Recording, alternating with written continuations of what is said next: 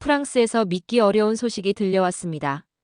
루브르 박물관에서 20년 동안 유럽 예술을 설명해온 전문 해설사. 그런 그녀가 한국에 와서 무너졌습니다. 고개를 들 수 없었고 말도 잇지 못한 채 그 자리에서 눈물을 흘렸다고 합니다. 도대체 그녀가 마주한 그것은 무엇이었을까요? 오늘의 사연 바로 시작합니다. 사연 시작 전 구독과 좋아요 부탁드립니다. 저는 프랑스 파리 루브르 박물관의 전문 해설사 도슨트 엘렌 뒤부아입니다. 도슨트란 박물관에서 작품을 전문적으로 설명하고 안내하는 사람을 말하죠. 미술사를 전공하고 20년 가까이 세계 최고의 박물관에서 일해왔답니다. 그날도 여느 때와 다름없이 하늘색 스카프를 목에 두르고 루브르로 출근했습니다. 그리스 조각상 앞에 모인 관람객들을 보며 미소를 지었어요. 그들의 얼굴에서 경이로움이 읽혔습니다. 그런 순간이면 항상 제 직업이 자랑스럽게 느껴졌습니다. 대리석 홀에 오후 햇살이 들어왔습니다. 빛이 반사되어 조각상의 윤곽이 더욱 선명해졌습니다. 마치 조각상의 생명이 깃든 것 같았죠. 20년간 루브르의 도슨트로 일하며 이 순간만큼은 늘 즐거웠어요. 여러분이 보시는 이 작품은 밀로의 비너스입니다. 약 2100년 전 그리스의 알렉산드로스가 제작한 것으로 추정되죠. 제 목소리는 홀 구석구석까지 울려 퍼졌습니다. 관광객들의 시선이 제게 고정되는 순간의 그 희열은 무엇과도 바꿀 수 없었어요. 저는 그들의 눈빛이 작품에서 제게로 다시 작품으로 오가는 과정을 즐겼습니다. 여러분 잘 보세요. 이 조각에 팔이 없는 것은 후대의 파손이지만 오히려 이 불완전함이 완벽한 아름다움을 창조했습니다. 서양 미술사에서 이보다 더 강렬한 역설은 없죠. 관람객들 사이에서 작은 탄성이 흘러나왔습니다. 항상 이 대목에서는 그랬어요. 저는 그 순간을 위해 목소리에 약간의 연극적 요소를 더했죠. 프랑스어, 영어, 스페인어로 번갈아가며 설명할 때마다 제 자부심은 한층 더 커졌습니다. 이탈리아에서 온 듯한 여성이 손을 들었습니다. 이런 걸작들이 유럽에 많이 남아있는 이유가 뭘까요? 저는 준비된 미소를 지으며 대답했습니다. 문화적 발전은 불균등하게 일어납니다. 르네상스가 유럽에서 꽃피운 이유처럼요. 그리스와 로마의 예술이 이곳에 보존되는 것은 우리의 문화적 영속성 때문입니다. 다음 날 아침 루브르의 국제교류부 책임자인 필립이 저를 찾았어요. 엘렌, 한국에 다녀와야 할 것 같아. 일주일 정도 지내면서 그곳 박물관 담당자와 우리의 전시 방법론을 공유하는 일정이 잡혔어. 잠시 망설였습니다. 왜 하필 저인가요? 그것도 아시아로. 필립은 안경을 벗으며 미소 지었습니다. 솔직히 말하자면 다른 사람들은 모두 가기 싫어하더군요. 쓴웃음이 났습니다. 그래, 최소한 이력서에는 도움이 되겠지 생각하며 마지못해 수락했습니다. 그날 저녁 생제르맹 거리의 카페에서 동료들을 만났습니다. 와인잔을 기울이며 이야기는 자연스럽게 세계 박물관들로 흘러갔습니다. 엘렌 다음 주에 한국 간다며? 뭐하러 그런 곳까지 가? 마르셀이 물었습니다. 국제 교류 프로그램이야. 그쪽에서 초청했대. 한국? 거기에도 박물관이 있어? 소피가 의외라는 듯 눈썹을 치켜 올렸습니다. 테이블에 잠시 정적이 흘렀고 이내 모두 웃음을 터뜨렸습니다. 글쎄, 중국이나 일본에서 수입한 도자기 몇 점은 있지 않을까? 저는 비웃듯 말하며 잔을 들었습니다. 당시 저는 제가 얼마나 무지하고 자만했는지 알지 못했습니다. 한국에서 기다리고 있는 경험이 제 인생을 완전히 바꿀 거라고는 상상조차 하지 못했죠. 12시간의 비행 끝에 도착한 인천국제공항은 예상과 달랐습니다. 출국장을 나서는 순간 넓고 깨끗한 공간과 질서정연하게 움직이는 사람들이 눈에 들어왔어요. 유리와 철골로 이루어진 천장은 마치 미래적인 대성당과도 같았죠. 햇빛이 공간을 가득 채우는 모습이 인상적이었습니다. 공항 하나는 잘 해놨군. 저는 속으로 중얼거렸어요. 입국 절차도 놀라울 정도로 빠르고 효율적이었습니다. 자동 출입국 시스템은 파리의 것보다 훨씬 빠르게 작동했고 직원들의 영어 실력도 제법 좋았죠. 저는 공항을 가로지르며 계속해서 놀라움을 감추지 못했습니다. 왠지 모를 선입견이 조금씩 흔들리는 기분이었어요. 공항 밖으로 나가자 박물관에서 보낸 가이드가 제 이름을 적은 팻말을 들고 기다리고 있었습니다. 젊은 여성이었는데 완벽한 프랑스어로 저를 맞이했어요. 뒤부아 씨, 안녕하세요. 제가 오늘부터 일주일간 안내를 맡게 되었습니다. 저는 그녀의 유창한 프랑스어에 다시 한번 놀랐어요. 반갑습니다. 프랑스어가 아주 훌륭하네요. 파리에서 3년간 유학했어요. 루브르에서의 강의도 들었답니다. 그녀가 미소 지으며 말했어요. 우리는 고속도로를 달려 서울 도심으로 향했습니다. 창밖으로 보이는 풍경은 제가 상상했던 것과는 달랐어요. 초록빛 산들이 현대적인 고층 건물들 사이로 보였고 도시는 생각보다 훨씬 더 커 보였습니다. 일주일간의 세미나와 워크숍 일정은 생각보다 빠르게 지나갔습니다. 서울의 다양한 박물관 관계자들 앞에서 루브르의 전시 기법과 관람객 안내 방식에 대해 강의했어요. 그들은 모든 것을 꼼꼼히 기록했고 때로는 예상치 못한 깊이 있는 질문들을 던지기도 했습니다. 마지막 날 호텔로 돌아와 짐을 정리했을 때는 비행기 출발까지 아직 4시간이나 남아 있었어요. 로비에서 체크아웃을 마치고 시간을 어떻게 보낼지 고민하고 있을 때 안내 데스크의 직원이 다가왔습니다. 공항으로 가시기 전에 시간이 좀 있으신가요? 그녀가 물었어요. 네, 몇 시간 정도요. 그렇다면 국립중앙박물관을 방문해 보시는 건 어떨까요? 호텔에서 택시로 15분 거리에 있고 공항 가는 길에 들르기 좋답니다. 저는 잠시 고민했습니다. 사실 일주일 내내 바빠서 서울의 주요 관광지를 제대로 보지 못했거든요. 게다가 국제교류부 책임자인 필립에게 박물관에 대한 보고서를 작성해야 했으니 직접 방문해 보는 것이 좋겠다는 생각이 들었습니다. 좋은 생각이네요. 택시 불러주시겠어요? 20분 후, 저는 서울의 중심부에 위치한 국립중앙박물관 앞에 섰습니다. 건물은 생각보다 훨씬 웅장했어요. 넓은 잔디밭과 연못이 있는 정원을 지나 현대적인 디자인의 건물로 걸어갔습니다. 뒤로는 남산이 병풍처럼 펼쳐져 있었고 박물관 건물은 그 산과 조화를 이루고 있었어요. 박물관에 들어서자마자 느껴진 것은 공간의 광활함이었습니다. 천장은 높게 솟아 있었고 내부는 루브르와는 완전히 다른 방식으로 구성되어 있었어요. 관람객들은 그리 많지 않았지만 모두가 조용히 전시를 관람하고 있었습니다. 가장 먼저 눈에 띈 것은 전시물의 간격이었어요. 루브르에서는 공간을 최대한 활용하기 위해 작품들을 빽빽하게 배치하는데 이곳은 반대였습니다. 각 작품 사이에는 여유로운 공간이 있었고 관람객이 한 작품을 충분히 감상한 후 다음으로 넘어갈 수 있도록 동선이 설계되어 있었어요. 이렇게까지 비워놔야 하나? 저는 속으로 중얼거렸습니다. 전시실을 걸으며 청자, 백자 같은 도자기들과 금속 공예품, 고대 왕관 등을 보았습니다. 솔직히 말하면 처음에는 그저 다른 문화의 유물이라는 정도로만 느껴졌어요. 루브르의 화려함과 압도적인 컬렉션에 비하면 단출해 보였거든요. 하지만 계속 걸으면서 점차 이 공간이 의도적으로 이렇게 설계되었다는 것을 깨닫기 시작했습니다. 각 작품 앞에는 길게 머물 수 있는 공간이 있었고 조명도 작품을 방해하지 않고 자연스럽게 비추고 있었어요. 여러 전시실을 지나 사유의 방이라고 불리는 공간에 도착했습니다. 문을 열고 들어서자마자 저는 걸음을 멈췄어요. 넓은 방 한가운데에는 단 하나의 작품만이 놓여 있었습니다. 국보 제83호 반가사유상이라는 안내판이 작게 붙어 있었어요. 청동으로 만들어진 이 불상은 생각에 잠긴 듯 한쪽 다리를 올리고 앉아 있었습니다. 얼굴에는 미소가 어려 있었고 온화한 눈빛이 마치 저를 바라보는 것 같았어요. 방은 넓었지만 그 안에는 이 반가사유상 하나뿐이었습니다. 전시물이 적어서 이러는 건가? 저는 무의식적으로 냉소적인 생각을 했습니다. 하지만 그럼에도 불구하고 저는 그 자리에 서서 한동안 움직일 수 없었어요. 고요한 방 안에서 청동 불상이 띠는 푸른빛이 마치 물속에서 빛나는 것처럼 보였습니다. 그리고 이상하게도 시간이 갈수록 그 고요함이 저를 누르는 게 아니라 오히려 편안하게 만들었어요. 방 안에는 몇몇 관람객들이 있었는데 그들은 모두 조용히 반가사유상을 바라보고 있었습니다. 루브르에서는 상상할 수 없는 정적이었어요. 마치 모두가 무언가를 기다리는 것 같은 이상한 분위기였습니다. 저는 반가사유상을 정면으로 마주하게 된 위치에 섰습니다. 주변을 둘러보니 눈에 띄는 것은 없었어요. 루브르라면 당연히 있었을 상세한 설명 패널이나 오디오 가이드 안내, 역사적 맥락을 설명하는 텍스트 같은 것들이 전혀 없었습니다. 그저 침묵만이 가득했어요. 처음에는 이 상황이 불편했습니다. 도슨트로서 저는 관람객들에게 항상 풍부한 정보를 제공하는 것이 중요하다고 생각해왔거든요.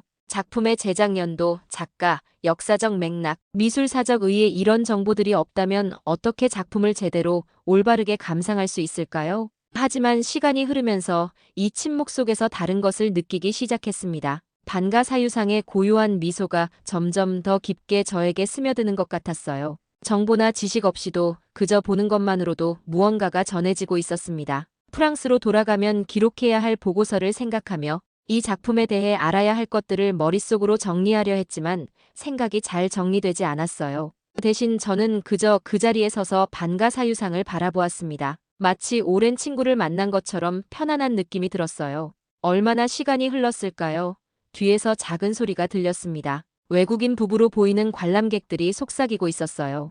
여긴 오래 생각하라고 만든 곳이래요. 그래서 사유의 방이라고 부른대요. 젊은 여성이 남자에게 설명하는 소리였습니다. 그 말이 저에게 깊은 울림을 주었어요. 생각하라고 만든 곳. 루브르에서는 한 번도 그런 공간을 만든 적이 없었습니다. 우리는 관람객들에게 항상 정보를 제공하고 빠르게 다음 작품으로 이동하도록 유도했죠. 시간은 한정되어 있고 볼 것은 너무 많으니까요. 하지만 이곳은 달랐습니다. 이 공간은 관람객들이 멈추고 생각하고 느끼도록 설계되었어요. 그것은 완전히 다른 접근 방식이었습니다. 전시물을 많이 보여주는 것이 아니라 하나라도 깊이 경험하게 하는 방식. 저도 모르게 그 외국인 부부를 향해 고개를 돌렸습니다. 그들은 이제 조용히 반가사유상을 바라보고 있었어요. 그들의 모습에서 평온함이 느껴졌어요. 다시 주변을 둘러보던 중 방 한쪽 벽에 새겨진 문구를 발견했습니다. 많은 유물이 아닌 한 점이라도 마음에 남게 하고 싶었습니다. 그 문장을 읽는 순간 가슴 한구석이 묘하게 떨렸습니다.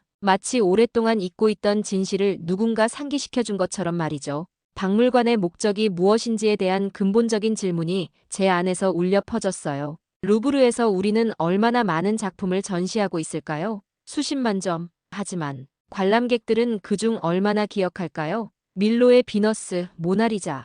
아마 손에 꼽을 정도겠죠. 그런데 그렇게 많은 작품들이 꼭 필요한 걸까요? 이 문구는 전혀 다른 철학을 담고 있었습니다. 양보다 질, 마음에 남는 경험. 한국의 박물관 관계자들이 말하고자 하는 것은 바로 그것이었어요. 제가 그들의 의도를 제대로 이해하지 못하고 있었다는 사실이 조금씩 분명해졌습니다. 벽에 새겨진 문구를 읽고 나니 갑자기 루브르의 광대한 전시실들이 머릿속에 떠올랐습니다. 하루에도 수만 명의 관람객들이 그곳을 스쳐 지나갑니다. 모나리자 앞에 몰려든 인파, 빠르게 지나치는 발걸음, 스마트폰으로 작품을 촬영하기에 바쁜 사람들. 정작 나에게 남은 건 뭐였을까?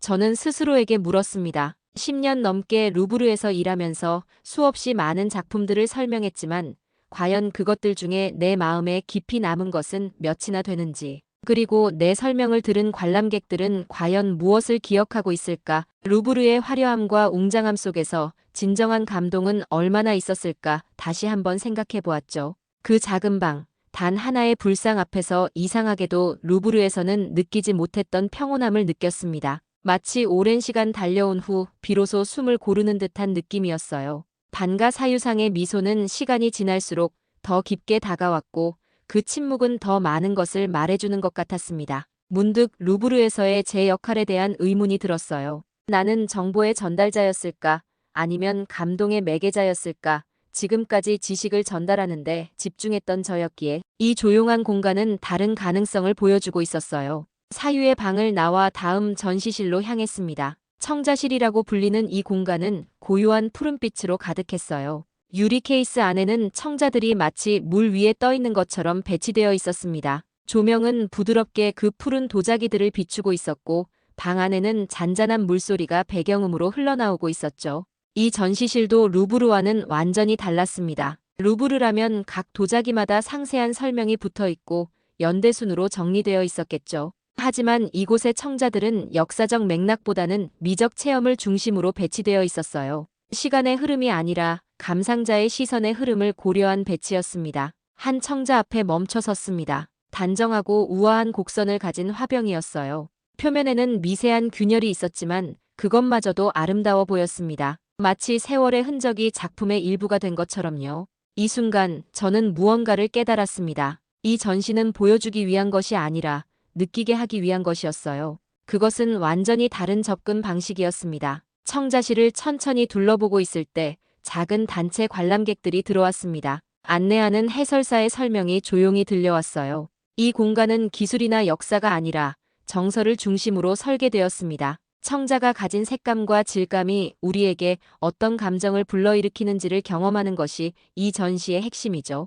그 말을 듣고 저는 적잖이 충격을 받았습니다. 루브르에서 우리는 항상 작품의 기술적 완성도, 역사적 의의, 작가의 배경 등을 중심으로 설명했어요. 하지만 이곳은 그런 정보보다 정서를 우선시한다니 처음에는 이상하게 느껴졌지만 동시에 이 접근 방식에 호기심이 생겼습니다. 해설사의 말이 계속 이어졌어요. 우리 조상들은 자연과의 조화를 중요시했습니다. 청자의 색은 깊은 연못의 물빛을 담고 있죠. 이 전시실을 설계할 때도 그 정신을 반영하려 했습니다. 저는 그 말을 들으며 주변을 다시 한번 둘러보았습니다. 그제서야 이 공간이 왜 이렇게 구성되었는지 이해할 수 있었어요. 이것은 단순한 전시가 아니라 하나의 경험을 창조하는 것이었습니다. 더 많은 전시실을 둘러본 후 저는 한 가지 의문이 생겼습니다. 지금까지 본 모든 전시물들이 한국의 것들이었거든요. 루브르나 대형 박물관 같은 세계적인 박물관들은 세계 각국의 유물을 전시하는 것이 일반적인데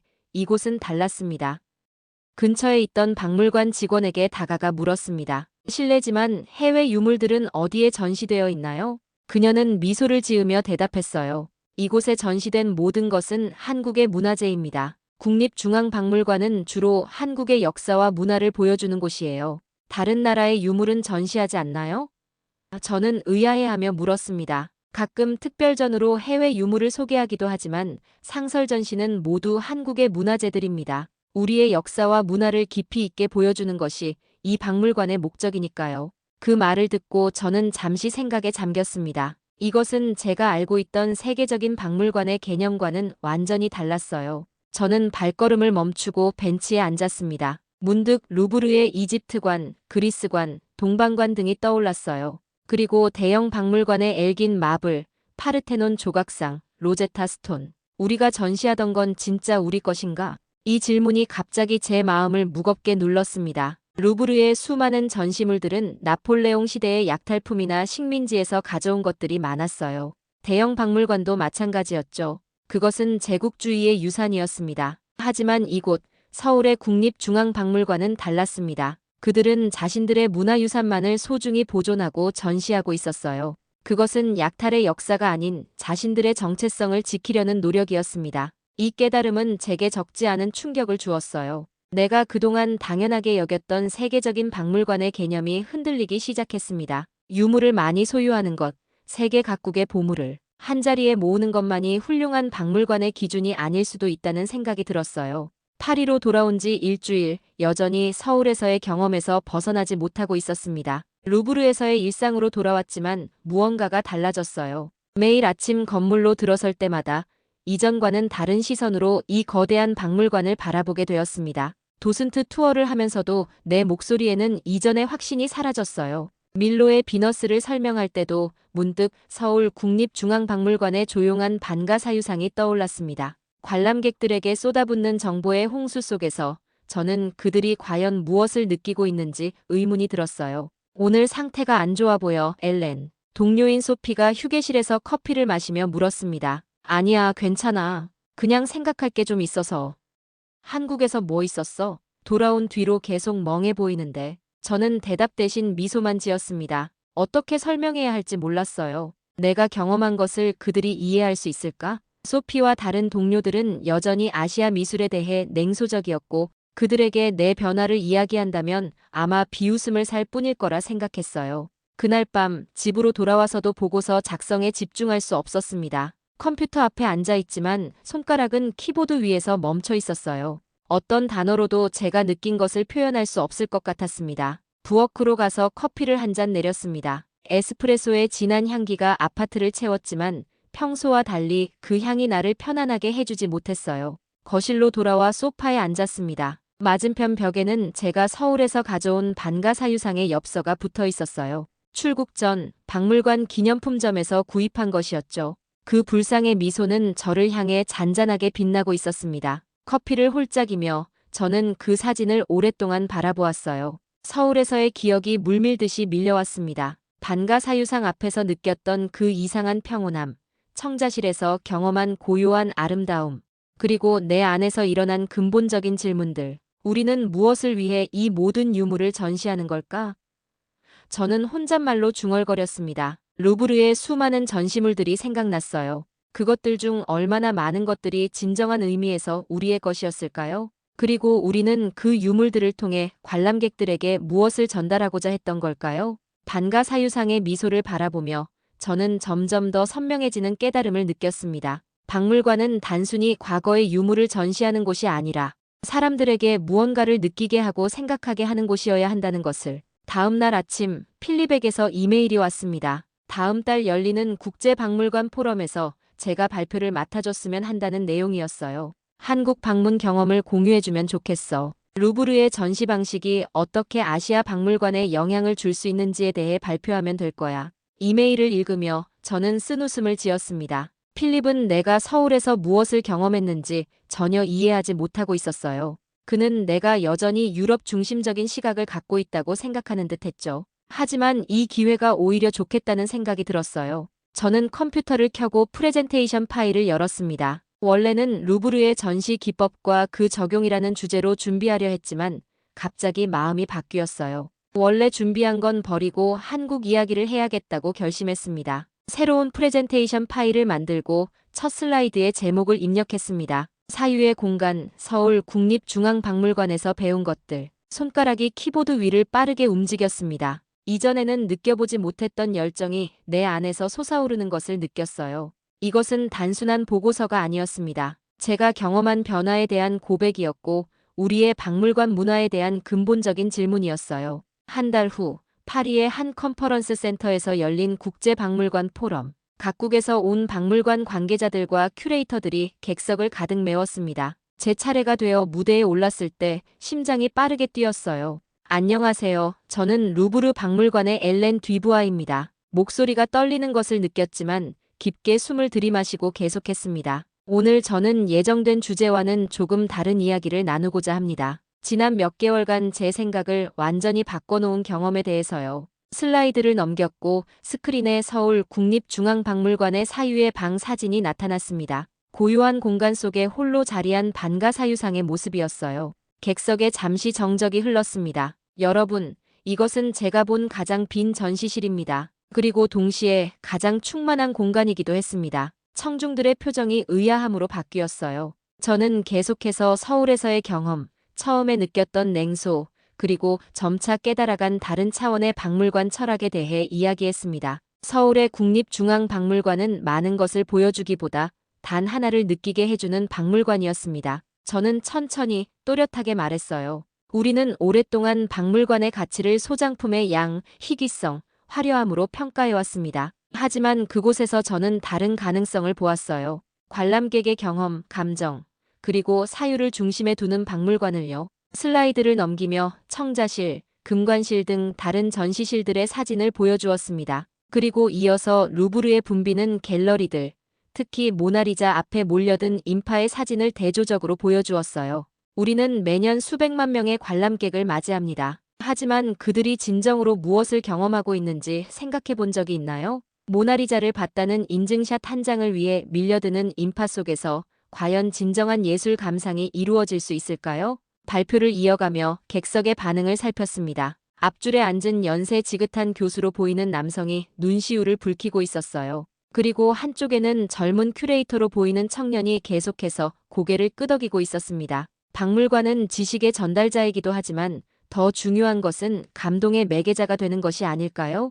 우리가 보여주는 유물들이 관람객의 마음에 어떤 울림을 주는지, 그들의 삶에 어떤 의미를 더하는지를 생각해 봐야 합니다. 발표를 마무리하며 반가 사유상의 클로즈업 사진을 다시 한번 보여주었습니다. 그 고요한 미소가 객석을 향해 빛나는 듯했어요. 우리는 문화의 전달자로서, 과거와 현재를 잇는 다리로서 어떤 역할을 해야 할지 다시 생각해 봐야 할 때가 아닌가 싶습니다. 많은 것을 보여주기보다 단 하나라도 가슴에 남는 경험을 선사하는 것. 그것이 제가 서울에서 배운 가장 소중한 교훈입니다. 발표를 마치자 잠시 침묵이 흘렀고 이내 뜨거운 박수가 터져 나왔습니다. 발표가 끝난 후 많은 사람들이 질문과 소감을 나누기 위해 다가왔습니다. 심지어 몇몇은 자신들의 기관에서 강연을 해달라는 제안까지 했어요. 정말 생각을 많이 하게 만드는 발표였어요. 독일에서 온 큐레이터가 말했습니다. 우리도 항상 더 많은 전시물, 더 화려한 특별전을 준비하느라 바빴는데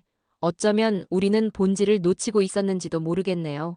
또 다른 이는 이렇게 물었어요. 유물의 원산지와 소유권에 대한 당신의 생각이 바뀌었나요? 특히 루브르의 많은 소장품들이 논란이 되고 있는 상황에서요. 그 질문은 날카로웠지만 저는 솔직하게 대답했습니다. 네, 많이 바뀌었어요. 이제는 유물이 그것이 태어난 문화적 맥락 속에서 전시될 때 더 깊은 의미를 갖는다고 생각합니다. 물론 이는 복잡한 문제이고 간단한 해답은 없겠지만요. 포럼이 끝날 때까지 대화는 계속되었고 저는 그날 밤 집으로 돌아오면서 가슴이 벅차오르는 것을 느꼈습니다. 오랜 시간 내 안에 쌓아둔 생각들을 드디어 세상과 나눌 수 있었다는 해방감이었어요. 그 발표 이후 제 삶은 많이 바뀌었어요. 여전히 루브르에서 일하고 있지만 제 역할과 접근 방식은 완전히 달라졌습니다. 나는 수많은 작품을 설명해왔다. 그런데 나를 바꾼 건 단 하나의 사유였다. 이것이 제가 요즘 도슨트 교육 프로그램에서 자주 하는 말입니다. 젊은 도슨트들에게 정보 전달뿐만 아니라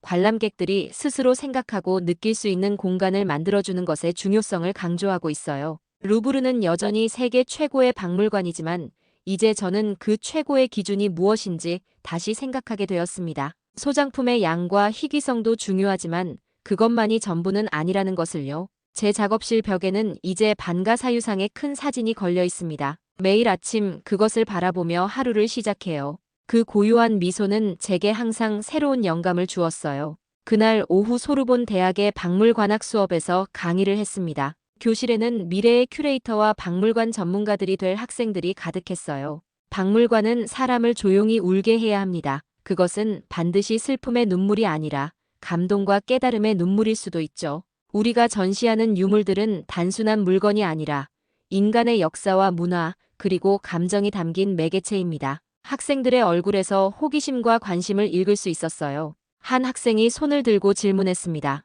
하지만 대부분의 관람객들은 정보를 원하지 않나요? 작품에 대한 역사적 맥락과 설명이 없다면 그들은 혼란스러워하지 않을까요? 좋은 질문이었습니다. 저는 미소를 지으며 대답했어요. 물론 정보도 중요합니다. 하지만 우리가 잊지 말아야 할 것은 정보 전달이 목적이 아니라 수단이라는 점이에요. 최종 목표는 관람객이 작품과 진정한 연결을 경험하는 것입니다. 때로는 많은 설명이 그 연결을 방해할 수도 있어요. 강의를 마치고 나오면서 몇몇 학생들이 더 많은 이야기를 듣고 싶어 했습니다. 그들의 열정 어린 눈빛에서 미래의 가능성을 보았어요. 박물관의 역할과 의미가 새롭게 정의될 수 있는 가능성을요. 그때의 경험이 제 인생을 얼마나 바꿔놓았는지 생각하면 아직도 놀랍습니다. 가끔 동료들이 묻습니다. 도대체 한국에서 무슨 일이 있었길래 그렇게 변했어? 저는 이렇게 대답해요. 당신이 한국의 박물관을 한 번만 가본다면 다시는 그 질문을 하지 않을 겁니다. 물론 그들은 이해하지 못합니다. 아마 직접 경험하지 않고는 이해하기 어려울 거예요. 반가 사유상 앞에 앉아 시간이 멈춘 듯한 그 순간, 청자의 깊은 푸른빛에 마음을 빼앗겼던 그 느낌, 그리고 무엇보다 내 안에서 일어난 그 근본적인 변화를요. 이제 저는 매년 서울을 방문합니다. 매번 방문할 때마다 저는 반드시 사유의 방에 들러 한동안 그곳에 머물러요. 그리고 매번 처음 느꼈던 그 감동이 다시 저를 찾아옵니다. 이제 저는 이해합니다. 박물관은 단순히 과거의 유물을 보관하는 창고가 아니라 우리의 마음과 영혼을 어루만지는 공간이어야 한다는 것을요. 전시의 크기보다 깊이가 더 중요한 곳. 그것이 서울 국립중앙박물관이 제게 가르쳐준 가장 소중한 교훈입니다. 그리고 이제 저는 그 교훈을 파리로, 그리고 세계로 전하고 있어요. 문화는 서로를 격려하고 배우는 것. 어느 누구도 우월하지 않고 모두가 서로에게 배울 것이 있다는 겸손한 깨달음. 그것이 제가 한국에서 얻은 가장 값진 선물이었습니다. 내년에는 동료들도 함께 반가 사유상을 보러 가려고 계획 중입니다. 아무리 많이 봐도 언제나 새로운 무언가를 발견하게 되는 것. 그것이 진정한 예술의 힘이라는 것을 한국을 통해 깨달았습니다. 오늘 사연은 어떻게 들으셨나요? 여러분의 생각이나 느낀 점을 댓글로 나눠주세요. 귀한 시간 내주셔서 감사합니다. 지금까지 감동 신호등이었습니다.